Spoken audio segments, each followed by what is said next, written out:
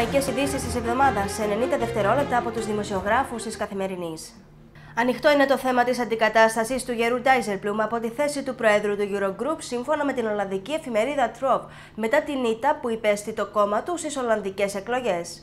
Ο ίδιος δήλωσε ότι επιθυμεί να ολοκληρώσει τη θητεία του. Για το τι θα συμβεί στην ενδιάμεση περίοδο, εναπόκειται στο Eurogroup να αποφασίσει, ανέφερε μέσω ενός εκπροσώπου του. Η εφημερίδα αναφέρει ότι το εκλογικό αποτέλεσμα προκαλεί ελπίδες στην Ισπανία και χερεκακία στην Ελλάδα. Και τούτο σύμφωνα με την εφημερίδα, διότι θεωρούν το Γερούν Ντάιζελμπλουμ ως την προσωποποίηση της πολιτικής λιτότητας που τους έχει επιβληθεί από την Ευρώπη τα τελευταία χρόνια.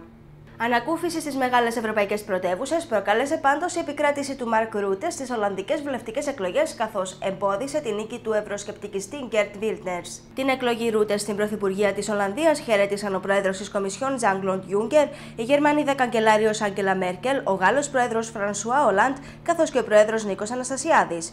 Ο Ρούτε αναμένεται να ηγηθεί της χώρας του για τρίτη συναπτή θητεία. Ιδιαίτερο ενδιαφέρον συγκεντρώνει η αντισυμβατική ζωή του, με χαρακτηριστικό παράδειγμα το γεγονός ότι εργάζεται με μερική απασχόληση ως καθηγητής σε μια σχολή εμπορικών σπουδών, σε μια φτωχική συνοικία της Χάγης, ενώ πριν αναμειχθεί με την πολιτική ήθελε να γίνει πιανίστας. Ανοιχτό το ενδεχόμενο το δημοψήφισμα στη Σκωτία να αναβληθεί για το 2021, καθώς οι Βρετανοί συντηρητικοί απέκλεισαν κάθε ενδεχόμενο συζήτησης του θέματος πριν από την ολοκλήρωση της διαδικασίας εξόδου της χώρας από την Ευρωπαϊκή Ένωση το 2019.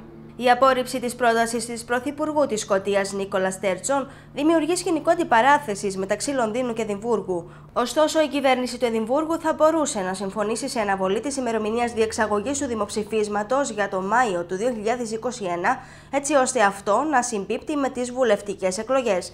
Κυβερνητικές πηγές του Λονδίνου τόνισαν ότι η κυρία Μέη δεν θα απαντήσει επισήμως στο χρονοδιάγραμμα, εφόσον η κυρία Στέρτσον δεν καταθέσει επίσημο αίτημα για διεξαγωγή νέου δημοψηφίσματος για την ανεξαρτησία.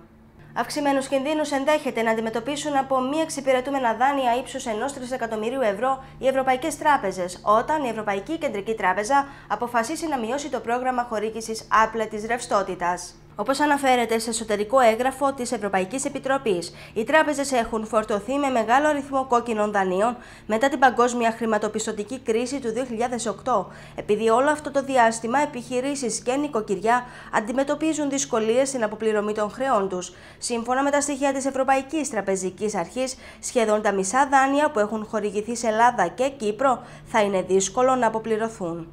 Είμαι η Μαρία Ηρακλέους και ήταν οι ευρωπαϊκές ειδήσεις της εβδομάδας σε 90 δευτερόλεπτα από τους δημοσιογράφους της Καθημερινής.